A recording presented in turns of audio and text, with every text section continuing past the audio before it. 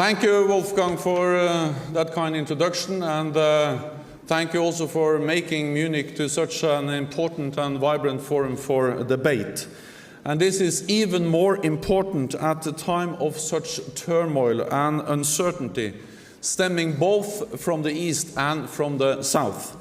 And this week, as you all know, NATO defense ministers took important decisions to address the challenges stemming from the South.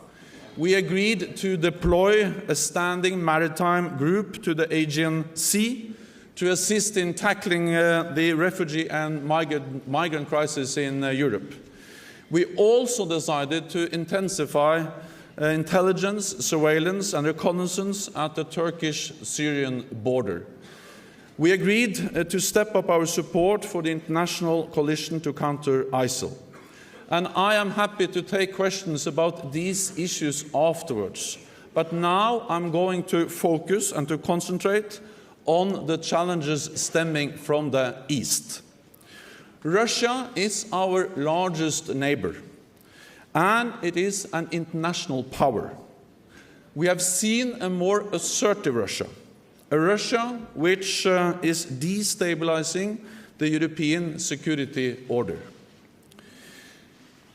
NATO does not seek confrontation, and we don't want a new Cold War. At the same time, our response has to be firm. So how do we square the circle? I strongly believe that the answer lies with both more defense and more dialogue. Pursued together, they can help us to achieve greater stability in Europe. And let me start with defense. Russia's actions in Ukraine have triggered a robust response from the international community, involving sanctions, suspension from G8, and increased support to our partners in the East. And NATO is undertaking the biggest reinforcement of our collective defense in decades, to send a powerful signal to deter any aggression or intimidation. Not to wage war, but to prevent war. And that is why deterrence is a key part of our overall strategy. Modern deterrence must deter today's threats, not yesterday's, whether they come from the East or from the South, from state or non-state actors, hybrid, conventional or nuclear. Deterrence starts with resolve. It's not enough to feel it, you also have to show it. This week, NATO's defense ministers took important decisions in that respect. We agreed to enhance our forward presence in the eastern part of the alliance. This presence will be multinational, to make clear that an attack against one ally will not just be met by national forces, but by forces from across the alliance.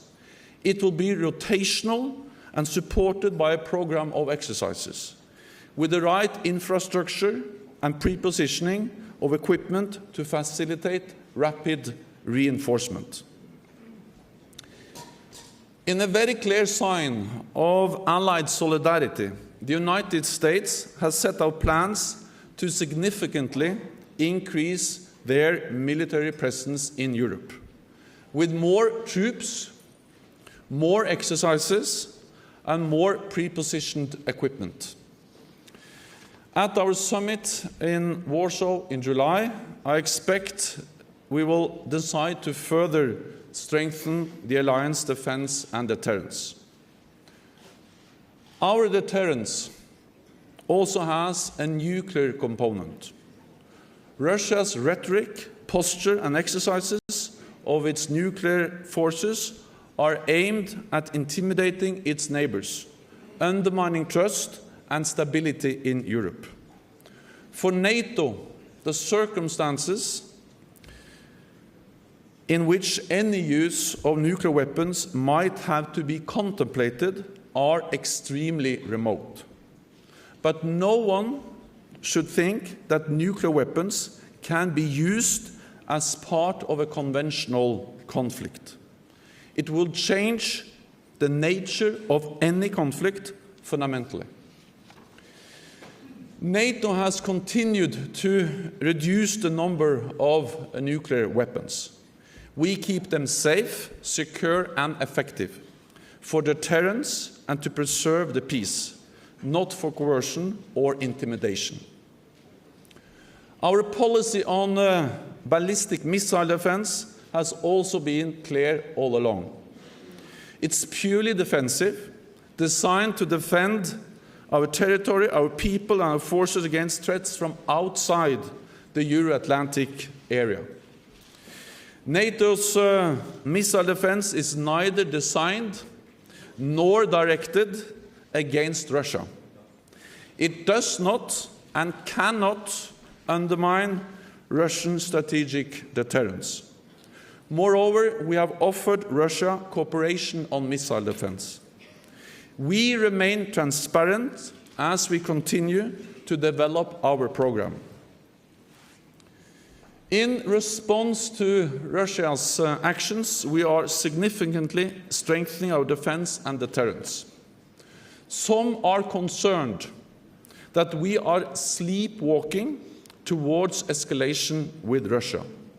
I understand those concerns, but I do not share them. We strive for a more constructive and more cooperative relationship with Russia. We see defense and dialogue as complementary. Dialogue has many dimensions. Russia is a permanent member of the United Nations Security Council, and Russia played a constructive role in the Iran nuclear deal. Allies engage with Russia bilaterally and in multilateral organizations such as the OSCE. The NATO-Russia Council is another important forum for dialogue with Russia. We need dialogue for a number of different reasons. It is important to promote strategic stability, to clearly communicate our intentions, our posture, and our expectations to Russia. Dialogue is important to increase transparency and predictability, and to reduce the risks of incidents and accidents. And if they do happen, it is important to avoid escalation between our forces. The downing of the Russian fighter plane over Turkey underlines how urgent this is. I believe we should update our mutual inspection regime and the reporting of our military exercises, including those held at short notice. We publish a schedule of allied exercises on our website. I invite Russia to do the same. And finally, dialogue is important for those issues where our differences run deep, like Ukraine, especially when times are as difficult as they are now. We have clear principles. Borders must not be violated. Sovereign nations have the right to chart their own course. These principles are fundamental for European security. It is essential that we engage with Russia. The NATO-Russia Council is a good place to have a more substantive engagement. Yesterday, I met with Minister Lavrov, and we agreed to explore the possibilities for convening a meeting of the NATO-Russia Council. Ladies and gentlemen, there can be no choice between defense and dialogue. To ensure long-term stability in Europe, we need both. And given the complex security environment we face today, I believe we need more defense and more dialogue. Political engagement, does not mean a return to business as usual. We are in a new reality with Russia. But we do need a constructive dialogue. And that begins when we stop talking past each other and start talking with each other. Thank you.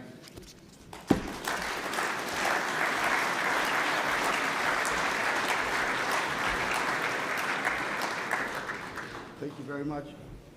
Thank you very much, Jens. We have time for maybe 2 or 3 questions. Who would like to go first?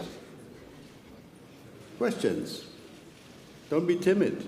Francois, you had your moment yesterday already. The gentleman here in the middle.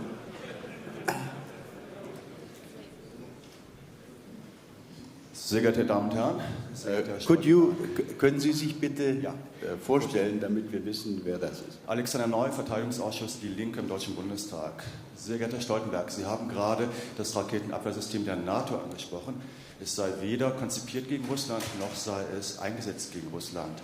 Wir wissen alle, dass der Iran-Deal vor einigen Monaten oder vor einem Jahr zustande gekommen ist, gegen den der Raketenabwehrsystem ja ursprünglich gerichtet war. Warum wird auf die Fortsetzung des Raketenabwehrsystems nicht verzichtet, nachdem Iran gewissermaßen als Gegner ausgefallen ist, was seine Potenziale anbetrifft, und sich das System ja offensichtlich nicht gegen Russland richtet? Insofern verstehe ich die Fortsetzung des Projekts nicht. Is it okay if I take 2, 3? Yes, please. Konstantin Kosachev, the Russian Parliament. Mr. Secretary General, exactly 25 years ago, we signed together the Paris Chapter for New Europe. In that document, if you reread it, NATO is not mentioned a single time, neither EU, as a component of a future common security arrangement in Europe. As we all understand, the development started to lead somewhere else. Do you believe that NATO, by its enlargement, by its one-sided actions in certain third countries, by spreading its responsibility, so-called responsibility outside of NATO borders, has no responsibility for what has happened in our common Europe and in relations between NATO and Russia? Thank you. And maybe one third one. And I saw somebody in, yes, behind there. Please. Is that? Thank you, Wolfgang. Robert Hunter, former ambassador to NATO. I was pleased to hear the Secretary General mention his discussions yesterday with Minister Lavrov about the NATO-Russia Council as part of deterrence, defense, and dialogue. The NATO-Russia Founding Act and the Rome Agreement had 19 areas of possible cooperation. I was wondering what NATO, to the extent you can talk about it, would like to try to engage the Russians in as a way of testing whether Mr. Putin is prepared again to play a constructive rather than destructive role in broader European security. Jens, you have exactly 4 minutes to answer these questions. First on ballistic missile defense. As I said, it's not designed, it's not directed against Russia. I very much welcome, and actually we have offered transparency to Russia on the development of the program. Second, I very much welcome the Iran nuclear deal, where Russia played a constructive role. But that is about nuclear warheads, nuclear weapons. Iran and other countries are continuing to develop their ballistic missile programs. So that is a threat which still exists. And our program is aimed at threats from outside the Euro-Atlantic area. And we will continue with the program because the threat is still there. Second, on NATO's role. Also, first on enlargement. Well, enlargement is something which is based on a very fundamental principle in the Helsinki Final Act, that every nation has the right to decide its own path. So we respect when countries want to join NATO, and we also respect them if they don't want to join NATO. And whether they join or not is a question which has to be decided by 28 allies. and the applicant nation. No one else has the right to intervene because every nation has the right to decide its own path. Then we have, of course, addressed issues, challenges outside NATO territory, like in the Balkans. I think that NATO played and plays an important role to stabilize Balkan. We have worked with partners from all over the world to fight terrorism, to prevent Afghanistan becoming a safe haven for international terrorism. And we have worked together with partners also on many other different international conflicts, because if our neighbors are more stable, we are more secure, and NATO will continue to do so. Then on the NATO-Russia Founding Act and the NATO-Russia Council. Well, I think it's useful to use that tool to develop dialogue with Russia. But I have to underline that what we decided after the annexation of Crimea was to suspend practical cooperation, but to keep channels for political dialogue open, meaning also the NATO-Russia Council. We are not re-establishing practical dialogue, but we would like to see more political. We don't re-establish practical cooperation, but we would like to see more political dialogue on different levels, including in the NATO-Russia Council. That was as brief as I could. That was fantastic. We have time for one last question, if there is one. Francois, yes, now. But be brief. Very brief question. Russia has an ABM system around Moscow. NATO intends to go forward with its ABM system. Is there any scope for any form of negotiation vis-à-vis these two systems? What we are doing is that we are developing our ballistic missile defense program or system, and we are doing that, and we are offering transparency. Then there are bilateral negotiations and contacts on many different fields between the United States and Russia. I welcome that, but I think I should leave it to the United States to answer on their bilateral contacts and possible agreements with Russia. Mr. Secretary General, thank you very much. That was a great opening session. Thank you so much. Let's give a hand to Jens Stoltenberg.